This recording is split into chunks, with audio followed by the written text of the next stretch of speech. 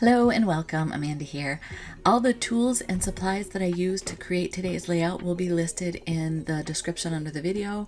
And if you find this video helpful, a thumbs up is very helpful to me and doesn't cost you anything. If you followed my channel at all, you know that I have been using older folders from my mom, photos, and I found a packet from 2017-2018 of our grandniece, and so as always, I start with my photos. So here I'm showing you some of the tools that I plan to pull out and use. This is the April stamp of the month. It's only available during the month of April from Close to My Heart. And I wanted to show you here, I stamped the birds. Actually, Kim Ferguson, when she was here, stamped the birds. And so this top row shows with a .04 border on the scan and cut, and then the bottom row is with no border, and it cuts beautifully, even those tiny little legs. So I have some leftover mix-in papers from the new April to June catalog seasonal book, and I'm pulling them out because I thought there's just a little bit of blue kind of by the mirror that our grandniece is looking into, and so I thought, okay, I have this perfect bluebell, I'll use that, Bluebird, excuse me, I'll use that as my base page to kind of pull in that blue and tie the photos together. But then what goes with blue? Well, if you pull out your color wheel, blue and orange are across the way from each other. So this papaya, again from the mix-in papers, works beautifully. I had colored these birds for my club kit project. We did some cards, and so I had those, and I'm just pulling all this stuff, and I think we're ready to go. I cut the word beautiful out in this foil mirrored cardstock, and I wanted to make sure that I could stamp the word beautiful on it, so I just took the little flower and used blue stays on ink and just did a test thing to make sure that it wouldn't rub off, and as you saw, it's gonna work beautifully. So here I'm just lining it up, and I'm gonna stamp the word beautiful. I do take my time on these, and I let it really soak in, or not soak in because it is stay on, but I give it some time to really move the ink from the stamp to the image, if that makes sense. So now I grabbed from the background element stamp that it's kind of like a rain or slashes. So I grabbed that because I thought that I would use it for some interesting distressing in the background. That plain Bluebird cardstock, just it's too stark, too clean, which if you have crafted with me for the years I've been with Close to My Heart, my ladies back in Michigan are laughing because that was totally my style, clean lines all the way. But I've grown past that and embracing more of the distressing, and not quite to the shabby chic look that some of them love, but definitely getting into the distressing the edges and helping things to stand out a little bit more. So that's exactly what I'm doing here. I'm using the Bluebird ink again, and I'm using the blue instead of the papaya on the edge of this because I want it to be a contrast, almost like a really mini frame around it, not just blending it in.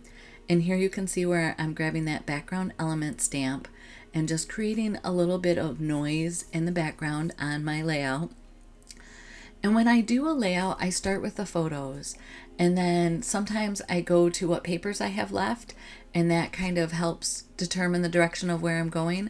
Sometimes I go to Google, I'll go to the how-to books, I'll look on Close to My Heart site for inspiration of how other people did layouts. Inspiration is everywhere. In this particular case, I have the two photos, these two bigger pieces of paper that I'm using. I did mat them with the White Daisy cardstock to kind of just give them a frame and help them pop, which again I never used to do, but now I see the benefit of it. And I'm just kind of dry fitting now all of my components. My niece was taking the photo of her little girl, and so you can see the camera in the bottom of the screen, the bottom that I'm covering up with the bird, and so by doing that we don't get to see the magic of how this picture took place. But I love seeing the ceiling. I don't even know where they are. I love seeing the fan up there. I had inked some of these clouds that I cut out of the Irresistible paper, And I was thinking with the birds and the clouds and up there, and I know that I'm not going to use the brown bird, but I wanted it for effect. So I will go back and color the bird to match the lower one. And I'm just trying it out. I'm not feeling those clouds up there. I went ahead and had cut out a bunch of hearts. I had cut out the postage stamp frames. I cut these hearts, and the clouds actually came from a thin cut that was for a card front. And I'm not using it for the card front. I was using it for the pieces that cut out of it. Not the negative. The negative went on the card front. These would be the positive images, if that makes any sense. So I cut those out of papaya cardstock, white daisy, the silver paper, and the blue. But the blue ended up, I left it on my mats or cutting plates for my cutter. And so I forget about them. I don't know if you've done this. I'm rearranging a little bit my studio. I'm settling in more. And so I moved my cutting machine, my die cutter, to a cart, which works out beautifully for me. My scan and cut's on top, my die cutter's the next shelf down, and it's an electric one, so I can just push it through. Well, it feeds out the back and it just waits until I can get it. Well, it waited until this layout was done before I got it, so I missed my blue clouds. Again, just auditioning pieces, seeing how they work with this. I'm trying to find the balance between the clock that has the silver, the beautiful, and the heart that have the silver. And then there's more hearts up top. I'm just trying to get my triangles to bring your eye into the photos. I know that I need a little spot of journaling, so I have put these strips here. I just cut that paper down, and hopefully my niece will be able to include kind of the how, when, where, what was going on for these photos. I sent her a picture and she's like, "Oh, I love that you make these so beautiful and your dedication to, creating these beautiful layouts." And then I said, "Yeah, did you notice that I left you, a small journaling spot?" Oh, that sounds so overwhelming. But I was just laughing because it's like, all right, so you like the fact that I spend all this time putting it together, but 4 minutes to say when, where, and who is beyond you.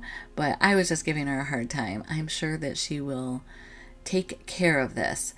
So here I wanted to show you the colors I'm going to use for the bird. The yellow there is for the beak, which is the burnt orange. And then I have the dull green for the flower, or for the leaves, excuse me. Pale pink and the true blue shadow shades for the bird, or no, pale pink and the true blue shades for the flowers. And then I have the brown gray blend for the background of the bird. It's just that nice light gray color. And I wanted to give my clouds a little more interest. So with papaya and pretty much a dry brush, I didn't re-ink that. I went ahead and inked the edges of the clouds and also all of the papaya hearts. All that's left here is to do a little bit of shimmer brush splattering. I didn't get that bottom photo covered real well, so you can see it kind of got on the t-shirt. I don't think it takes away from the beauty of this photo, so I'm just leaving it in there. And that's it. That's how quick and easy this layout came together. I have a companion page that I'm working on now that I will put out on Sunday for the Makers with Heart series. So if you haven't checked those out, I'll put a link in the description below as well. That's how you can connect with me on social media. Again, just a reminder, if you want to help me out, go ahead and like my video. Here's another video you may be interested in. I hope you have a blessed day. Thank you.